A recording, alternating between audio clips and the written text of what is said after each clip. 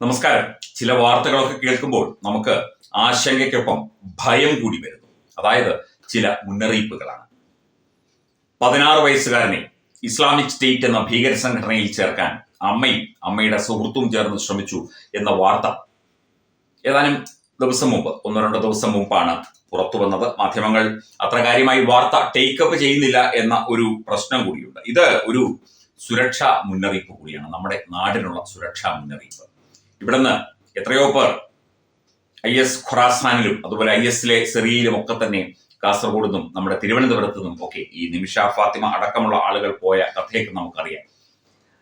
അപ്പം അത്തരത്തിലുള്ള റിക്രൂട്ട്മെന്റുകൾ അറിഞ്ഞും അറിയാതെയും ഇവിടെ നടക്കുന്നുണ്ട്.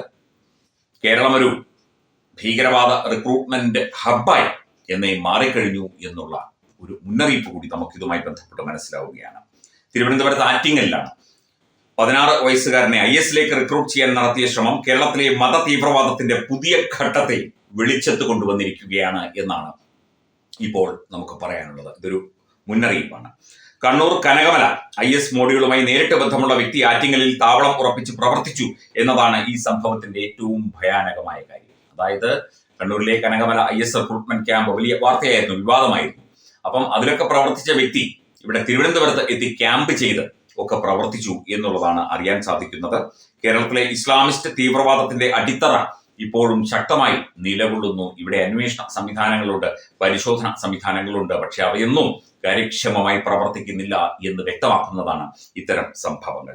വിദേശത്ത് താമസിക്കുന്ന അമ്മയും അതുപോലെ അമ്മയുടെ സുഹൃത്തും ചേർന്ന് 16-കാരനെ ISൽ ചേർക്കാൻ പ്രേരിപ്പിച്ചതും കുട്ടിയെ ആശയവൽക്കരിക്കാൻ ക്ലാസുകളും വീഡിയോകളും ഉപയോഗിച്ചതും ഇത് ഒരു കുടുംബതലത്തിലെ പ്രശ്നമല്ല എന്ന് വ്യക്തമാക്കുന്നു. ഇതിന് പിന്നിൽ സംഘടിതമായ ഒരു ആശയവൽക്കരണ ശൃംഖലയാണ് പ്രവർത്തിച്ചിരുന്നത്. കുട്ടിയെ നാട്ടിലെത്തിച്ചപ്പോൾ വിമാനത്താവളത്തിൽ നിന്ന് സ്വീകരിച്ച് മതപാഠശാലയിലേക്ക് കൊണ്ടുപോയ ആൾ തന്നെ കനകമല ഗൂഢാലോചന കേസിൽ ശിക്ഷ അനുഭവിച്ച പ്രതിയായിരുന്നു എന്നാണ് റിപ്പോർട്ട്.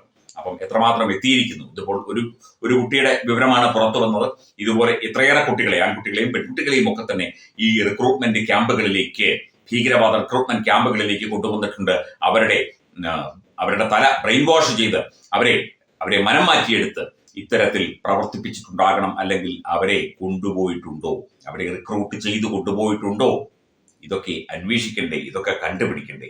കണ്ണൂർ, കാസർഗോഡ്, മലപ്പുറം മേഖലകളിൽ പ്രവർത്തിച്ച കനകമല മോഡ്യൂൾ ഇന്ത്യയിൽ ഏറ്റവും ഗൗരവമുള്ള IS തീവ്രവാദ കോശങ്ങളിൽ ഒന്നായിരുന്നു. 2016-ൽ ഈ സംഘം നടത്തിയ പദ്ധതികൾ രാജ്യവ്യാപക ഭീഷണി സൃഷ്ടിച്ചതിനാലാണ് ദേശീയ അന്വേഷണ ഏജൻസി ഇതിൽ ഇടപെട്ടത്. ഈ വിഷയവും NIAക്ക് തന്നെ കൈമാറും എന്നാണ് ഇപ്പോൾ അറിയാൻ സാധിക്കുന്നത്. തീർച്ചയായിട്ടും അത് തന്നെ വേണം. ഈ വിഷയത്തിൽ കോടതി കൂടി ഇടപെട്ട് നാഷണൽ ഇൻവെസ്റ്റിഗേഷൻ ഏജൻസി ഇതിന്റെ വിശദാംശങ്ങൾ അന്വേഷിക്കണം. ഇത്തരത്തിൽ വേറെ ഏതെങ്കിലും തരത്തിലുള്ള പരിവർത്തനങ്ങളോ കാര്യങ്ങളോ നടന്നിട്ടുണ്ടോ, ഏതെങ്കിലും കുട്ടികളെ ഇത്തരത്തിൽ പെടുത്തിയിട്ടുണ്ടോ എന്ന കാര്യം കൂടി അന്വേഷിക്കേണ്ടതാണ്, പരിശോധിക്കേണ്ടതാണ്.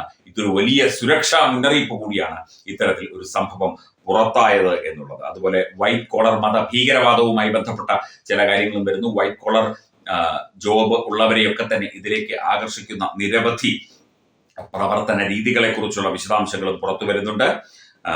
ഡോക്ടർമാരും അധ്യാപകരും ഒക്കെ ഉൾപ്പെടുന്ന ഈ വൈറ്റ് കോളർ വിഭാഗത്തെ ഈ മത തീവ്രവാദത്തിലേക്ക് ആകർഷിക്കാനും അവരെ ബ്രെയിൻ വാഷ് ചെയ്ത് ഇതിലേക്ക് കൊണ്ടുവരാനും വേണ്ട പലതരത്തിലുള്ള ശ്രമങ്ങൾ ഇന്ത്യയിലൊട്ടാകെ നടന്നു വരുന്നു.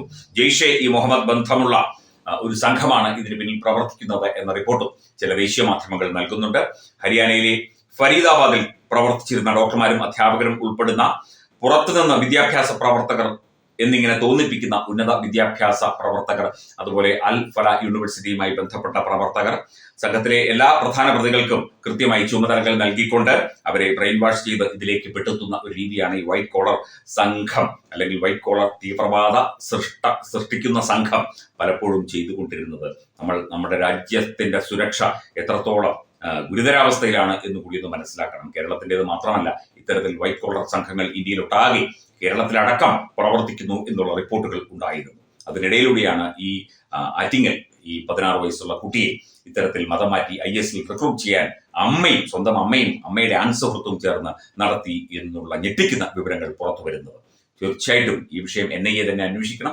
ഇതിന് പിന്നിൽ പ്രവർത്തിച്ച, ഇപ്പോൾ കനകമല IS മോഡ്യൂളുമായി ബന്ധപ്പെട്ട് പ്രവർത്തിച്ചവരൊക്കെ തന്നെ ഇതിൽ നേരിട്ട് പങ്കെടുത്തിട്ടുണ്ട്. അവരെയൊക്കെ തന്നെ നിയമത്തിന് മുന്നിൽ കൊണ്ടുവരിക തന്നെ വേണം. ഇല്ലെങ്കിൽ നമ്മുടെ നാട് വലിയ വലിയ ആപത്തുകളിലേക്ക് നീങ്ങും. നമ്മുടെ ഭാവി തലമുറ തന്നെ വലിയ ആപത്തുകളിലേക്ക് എത്തിപ്പെടും എന്നതിൽ തർക്കമില്ല.